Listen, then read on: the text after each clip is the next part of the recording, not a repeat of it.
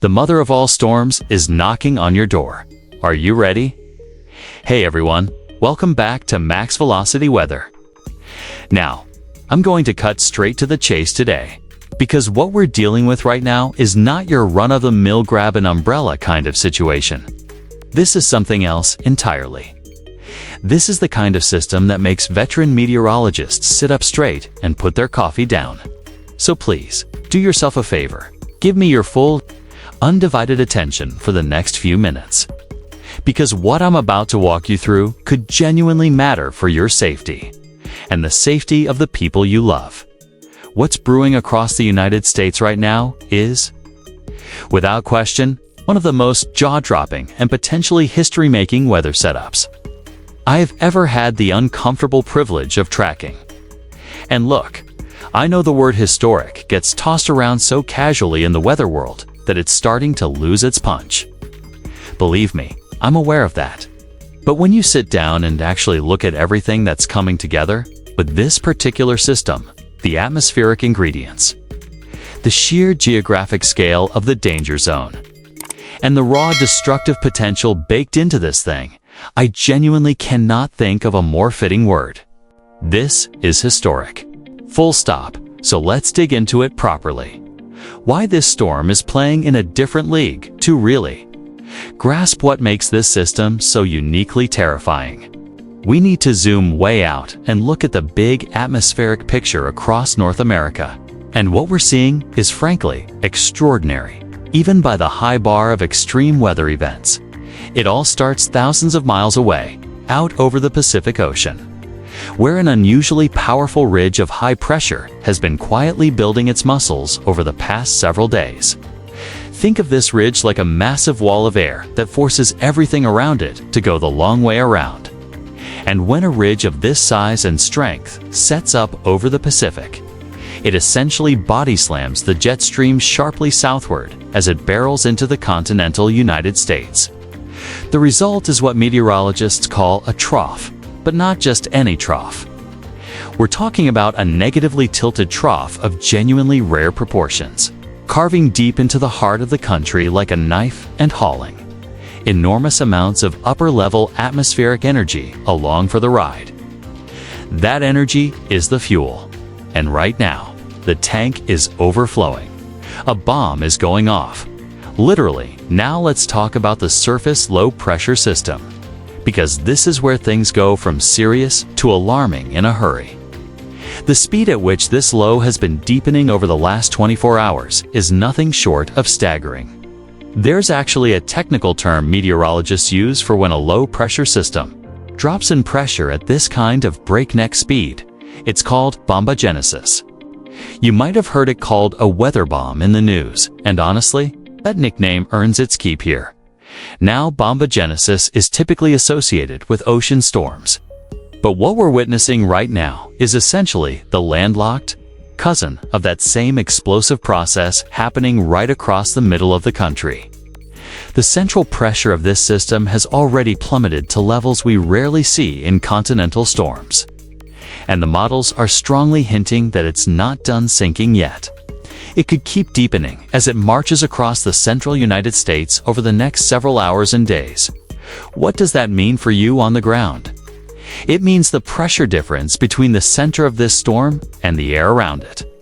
What meteorologists call the pressure gradient is going to be savage. And a savage pressure gradient translates directly into one thing: savage winds. Winds that belong on a coastline, not in Kansas. Wind threat with this storm is, in my opinion, one of the most underestimated pieces of this whole deadly puzzle. And I want to make sure it gets the spotlight it deserves. We're looking at sustained winds of 50 to 60 miles per hour across a massive stretch of the central and southern plains. And when you factor in gusts, we could be talking 70 to 80 miles per hour in certain spots. Let that sink in for a second. Those are borderline hurricane force gusts, and we're talking about them happening smack in the middle of the country, hundreds of miles from the nearest coastline. These winds are going to be ruthless. Trees that have stood for decades will come down. Power lines will snap. Anything that isn't bolted down or tied off is essentially a projectile. The power outage potential with this storm is massive. And in some of the hardest hit communities, we could be talking about the lights being out for not hours, but days. So please, right now, while you still have power, make sure you have a plan for an extended outage. Charge your devices, fill up water containers, and know where your flashlights and candles are. Tornadoes, and not the small kind as if relentless winds weren't enough. We also have to talk about the severe weather and tornado threat, because it is very much on the table and the numbers behind it are genuinely alarming. The wind shear values projected across the Central Plains during the peak of this event are in the extreme category.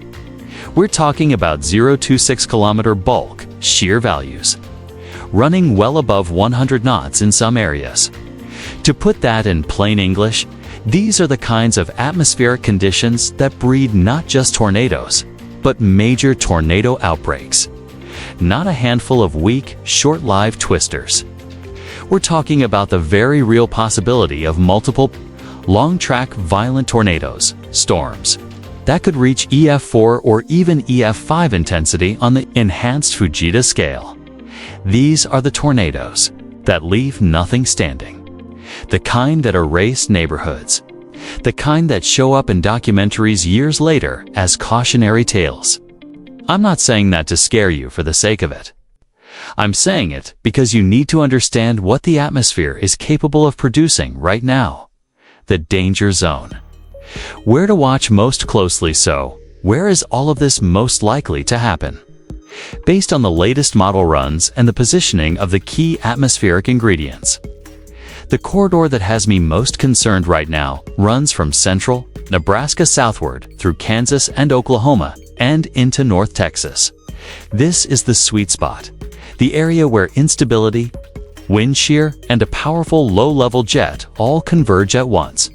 Within that broader zone, the area I'd single out as facing the highest risk of violent tornado. Development is roughly central Kansas through northwest Oklahoma. If you live there, I am talking directly to you right now. Please treat this with the urgency it deserves. Have your safe place identified. Have your plan locked in. Be ready to move fast. That said, don't make the mistake of thinking that just because you're outside that core zone, you're in the clear. A storm this big and this powerful spreads its risks across a very wide geography. Severe weather will be possible across a much broader area. Timing is everything, and time is running short here. That's the thing about timing with this system. The storms aren't going to politely announce themselves hours in advance. The initial round of severe thunderstorms is expected to fire during the afternoon hours. As the dry line surges eastward and the cap, that layer of warm air that's been keeping a lid on things, begins to break down under intense daytime heating. And once that cap cracks, convective development could be explosively fast. We're talking about potentially going from clearish skies to a violent tornado. On the ground in a very short window of time. That rapid escalation is one of the scariest things about this particular setup. The atmosphere is wound so tight with energy right now that once storms get rolling, are going to intensify at a ferocious pace. The time between a warning being issued and a tornado arriving at your location could be measured in just a few minutes. That is why your plan needs to exist right now, not when the sirens go off.